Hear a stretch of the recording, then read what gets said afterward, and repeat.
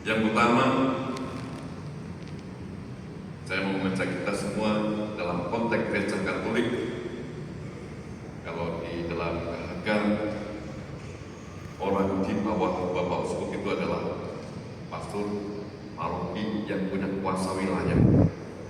Maka sebelum munculnya undang-undang yayasan tahun 2005, pastor paroki itu selalu menangani langsung sekolah-sekolah yang ada di wilayah. Tetapi karena persoalan undang-undang yayasan yang baru mulai dipilah-pilah, tidak boleh dicampur aduk, tetapi kehakannya tetap. Maka sekolah-sekolah di wilayah paroki tertentu wajib tunduk kepada reksa pastoral pastor parokinya. Maka terima kasih Romo telah mendapatkan pendampingan kepada tetangga. Ada dua sekolah yang besar yang lama ini juga jadikan layanan pendampingan yang luar biasa. Itu yang pertama.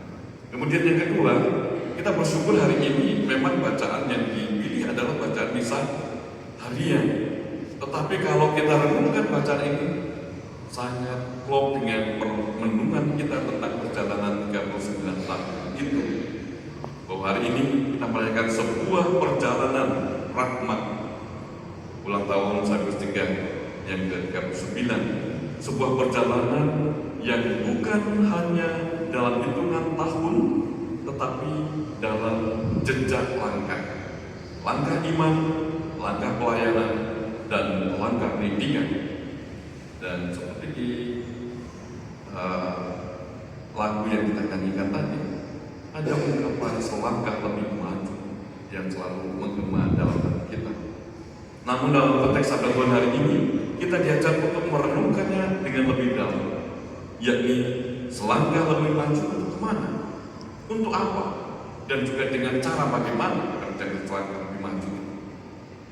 Dalam bacaan pertama, Santo Paulus mengisahkan perjalanan panjang karya Allah dalam sejarah umatnya. Perjalanan panjang ibadah terus selama 40 tahun.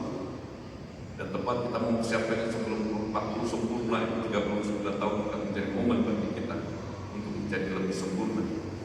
Dari generasi ke generasi, Allah selalu menggerakkan umatnya untuk maju.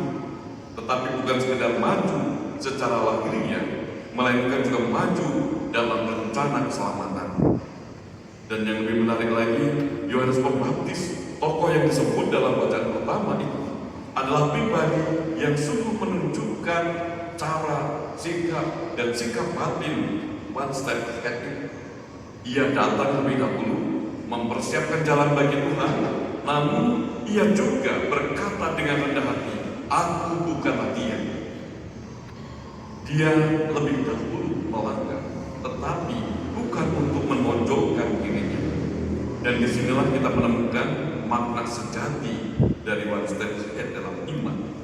Bukan tentang menjadi lebih hebat dari orang lain, tetapi menjadi lebih dahulu siap melayani, lebih peka membaca tanda-tanda zaman, dan lebih rendah hati dalam menjalankan perurusan.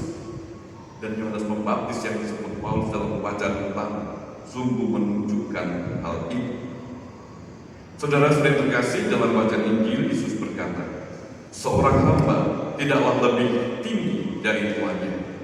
Barang siapa menerima orang yang kudus, ia menerima